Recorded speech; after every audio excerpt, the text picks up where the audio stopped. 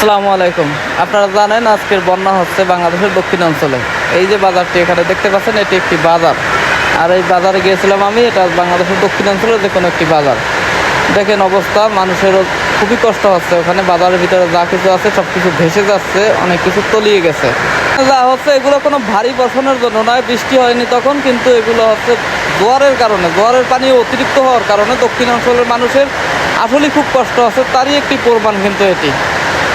যখন আমি রেকর্ডিংগুলো অ্যাড করতেছিলাম তখন প্রচুর বৃষ্টি হচ্ছিল, যার কারণে শব্দের কারণে অনেক কথাই শোনা যাচ্ছে না।